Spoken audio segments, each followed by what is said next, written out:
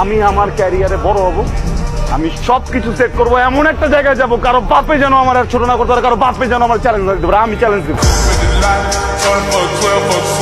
R what you mean ভাই তোমার মতো ছেলে? হ্যাঁ, কি টার্গেট করছি আমি? আপনার টাকা? অবভিয়াসলি, তা নয় তো কি? আপনার হয়তো আমার ব্যাকগ্রাউন্ড সম্পর্কে ধারণা নেই স্যার। আপনাদের মতো সো কল্ড বিজনেসম্যান আমার বাবার অফিসের লাইন দিয়ে দাঁড়িয়ে থাকে। আজকের এই ভিডিওতে আপনারা দেখবেন বর্তমান সময়ে বাংলা নাটকের জনপ্রিয় অভিনেতাদের মারাত্মক কিছু অ্যাটিটিউড ডায়লগ, যে ডায়লগগুলো সোশ্যাল মিডিয়া থেকে শুরু করে রাতারাতি নেট দুনিয়ায় তোলপাড় সৃষ্টি করে দিয়েছিল। আমার সেকেন্ডে সেকেন্ডে লাখ লাখ টাকা লস হয়ে যেতে স্যার, 30-40 টাকা হিসাব। আমার পকেট থেকে টাকা পড়ে গেলে 1000 টাকার নোট আমি তুলি না কেন? কারণ ওই টাকা তুলতে গেলে যে সময় লাগবে সেই সময়ের মধ্যে আমার মোবাইলে 2 লাখ টাকা ক্যাশ ইন হয়ে যায়। আনিস সাহেব, ওনাকে জিজ্ঞেস করেন ওনার বাইকের দাম কত। স্যার, নাস্তা খাওয়ার 2,10,000। 5 লাখ টাকা দিয়ে বাইকটা নিয়ে নাও, চলেন। সুতরাং গাইস, আপনি আপনার পছন্দের অ্যাক্টরের এমন অ্যাটিটিউড মার্কা ডায়লগগুলো একসাথে উপভোগ করতে চাইলে পুরো ভিডিওটি শেষ পর্যন্ত দেখতে থাকুন। সময় কম, শুরু করো। আর হ্যাঁ গাইস, মূল ভিডিওতে যাওয়ার আগে আপনার কাছে আমাদের এই ছোট্ট চ্যানেলটি সাবস্ক্রাইব করার অনুরোধ রইল। ঠিক আছে ঠিক আছে, তাহলে আর বেশি কথা না বাড়িয়ে চলুন ভিডিও শুরু করা যাক। তো শুরুটা করা যাক বস আফরান নিশোর অ্যাটিটিউড ডায়লগগুলো দিয়ে। যে সুন্দর অসুন্দর এইসব নিয়ে আমি খুব একটা বিষয়টা আমার মধ্যে পোষায় না। আমি যেরকম আছি, যেরকম একদম পুরো রিয়েল, যেরকম দেখতে মেকআপ টেকআপ লাগে না, ঠিক আছে। আমার কাছে মনে হয় কি, যতই আমি স্নো পাউডার মাখি না কেন, আসলে ভিতরে যে বিষয়টা সেটা আসলে বাইরে আসবে। তাই না? এরকম সাইজে গুজে কিন্তু সুন্দরী হওয়া যায় না। তোর মতো 72,000 বান্দর পন্দায় আমি আমার জীবনে বেঈমানের কোনো জায়গা নাই।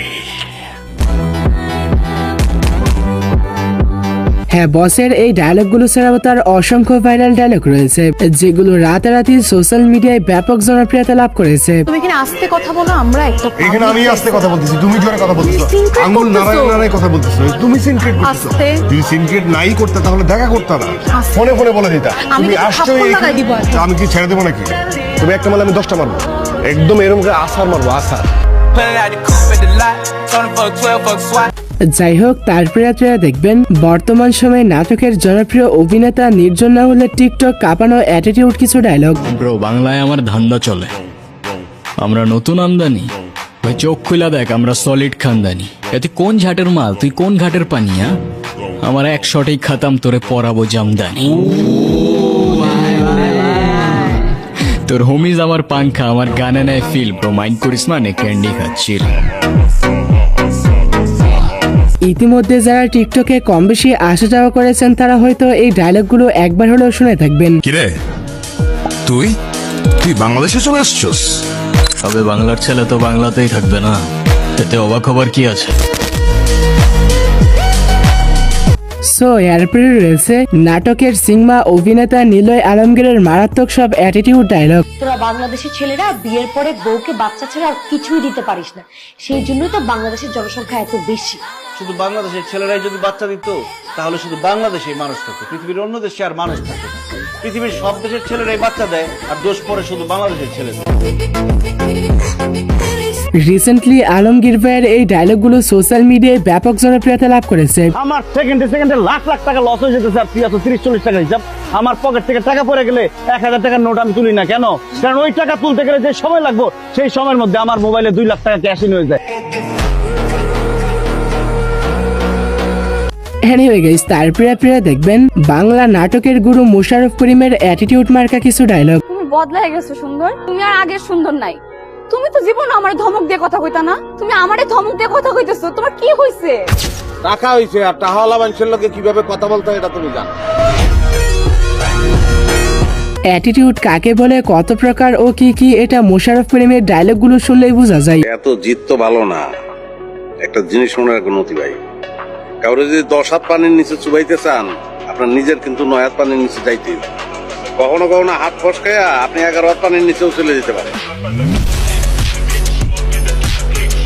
যাই হোক, এরপরে রয়েছে আরশ খানের রাতারাতি সোশ্যাল মিডিয়া কাঁপানো ডায়লগগুলি। আমি আমার ক্যারিয়ারে বড় হব, আমি সবকিছু সেট করবো, এমন একটা জায়গায় যাবো কারো বাপে যেন আমার আর ছোট না করতে পারে, কারো বাপে যেন আমার চ্যালেঞ্জ দিতে পারে, আমি চ্যালেঞ্জ দিব।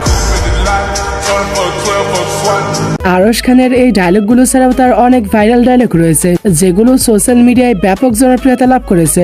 বাদরের মতো চেহারা, এই চেহারা দেখে কোনো মেয়ে, আমি তো দূরের কথা, কোনো মেয়ে ফোন নাম্বারও চাইবে না। করে কোনো কারণ ছাড়া পিছন থেকে একটা মেয়ে আমাকে ডাক দিল, কারণ ছাড়াই কথা বলা শুরু করলো। হ্যাঁ, অকারণে এত কিছু ঘটায় ফেললো কেন জানেন? কারণ সে কারণ ছাড়াই আমাকে পছন্দ করে। আমার চেহারা যদি খারাপ হয় আর এই মেয়েটা যদি আমাকে পছন্দ করে, তার মানে কি জানেন? ওই মেয়েটার রুচিতে শুনে। ভালো থাকবেন। সো তারপরে আপনারা দেখবেন ব্যাচেলার পয়েন্টের জনপ্রিয় অভিনেতা মার্জুক রাসেল ওরফে পাশা ভাইয়ের অ্যাটিটিউড কিছু ডায়লগ। করোনা এলাকা ছেড়ে যাওয়ার কথা, বাসা ছেড়ে যাওয়ার কথা, যাস নাই কেন? নাকি চশমা খুলতে হইব? ভাই চশমাটা খুলেন না, আমি শুনছি আপনি চশমা খুললে নাকি এলাকাটা কাবজা হয়ে যায়। রক্ত গঙ্গা বয়, রক্ত গঙ্গা। হ্যাঁ, পাশা ভাই এমন একজন লিজেন্ড অভিনেতা যার প্রত্যেকটা কথার মধ্যে অন্যরকম একটা অ্যাটিটিউড ভাব রয়েছে। আমার বাপ কি ছিল, আমার চাচা কি করে, সেইটা দিয়ে আমি না, নিজের পরিচয় বড় পরিচয়। সো গাইস, এরপরে রয়েছে মুশফিক আর ফারহানের টিকটক কাঁপানো অ্যাটিটিউড ডায়লগগুলি। আমার বাবার টাকা আপনি কেন, আপনার 14 গোষ্ঠী মিলে গোনা শুরু করলেও শেষ করতে পারবেন আমি সামনে। যারা মুশফিক, ফারহান এবং তার নাটকের ভক্ত রয়েছেন তারা অবশ্যই কমেন্টে আওয়াজ দিবেন। মিরন সাহেব, সমাজ সেবা করবেন, মানুষের পাশে থাকবেন, ভালো কথা, কিন্তু আপনার ছোট ভাই আমার বন্ধুরে গুলি করার সাহসটা কই পাইলো ভাই? যাই হোক, তারপরে আপনারা দেখবেন জিয়াউল হক পলাশ ওরফে কাবিলা ভাইয়ের অস্থির সব ডায়লগগুলো। আর টার্গেট কি জানো?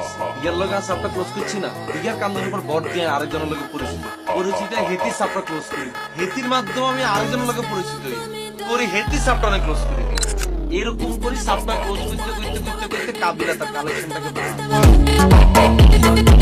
চাপাবাজি কাকে বলে, কত প্রকার ও কি কি, এটা কাবিলা ভাইয়ের ডায়লগগুলো শুনলে বোঝা যায়। তোর মতো মায়ের বিয়া করলে বাসা করে করুম, পরদিন সকালবেলা ঘুমের থেকে উঠে দেখুম আমার কিডনি খুলে বেঁচে দিছিস তুই। এটা তো আমার লাগেও তুই করতে পারোস, আমার কিডনিও তো তুই বেঁচে দিতে পারোস। তোর কিডনির প্রতি ন্যূনতম রুচিটাও আমার নাই, আর আমার তোর প্রতি ন্যূনতম রুচি নেই। তাতে আমার কোনো যায় আসে না, সাইডে যা যা। এনিওয়ে গাইস, এরপরে রয়েছে জাকির হোসেন নেইমারের রাতারাতি সোশ্যাল মিডিয়া কাঁপানো অ্যাটিটিউড কিছু ডায়লগ। আরে বা ওরে আই কি ঢাকায় ব্যবসা করবো নি, আয় করবো বজরা বাজার আর টার্গেট নোয়াখালী। আর মানুষ বুঝতে বুঝতে আই এই 2 নম্বর মাল বেশি আরো দোকানের মালিক বেঁচে। জাকির ভাইয়ের এই ডায়লগগুলো ছাড়াও তার অসংখ্য ভাইরাল ডায়লগ রয়েছে যেগুলো আপনারা সোশ্যাল মিডিয়ায় একবারের জন্য হলেও শুনে থাকবেন। ভাইয়া লুঙ্গি বললে সমস্যা নাই, আর আই লুঙ্গি বলে আনের কি কাউরে লুঙ্গি বড় থাকলে আমার সমস্যা হয়। বুঝছি ভাইয়া, এটা তো লুঙ্গি হেডি করতো যে তুলি বলে দিবেন। সো তারপরে লিস্টের সবশেষে রয়েছে রিসেন্টলি টিকটক কাঁপানো জোবান আহমেদের অ্যাটিটিউড ডায়লগগুলি। আনি সাহেব, ওনাকে জিজ্ঞেস করেন ওনার বাইকের দাম কত। স্যার নাস্তা করবি 2,10,000। 5 লাখ টাকা দিয়ে বাইকটা নিয়ে নাও, চলেন। আমার এখন ক্যারিয়ারে ফোকাস করতে হবে। তো এই মুহূর্তে প্রেম, ভালোবাসা অথবা বিয়ে অথবা বাচ্চার ডাইপার চেঞ্জ করা আমার পক্ষে সম্ভব না। I am really sorry. So ওই মানুষটা আমি না।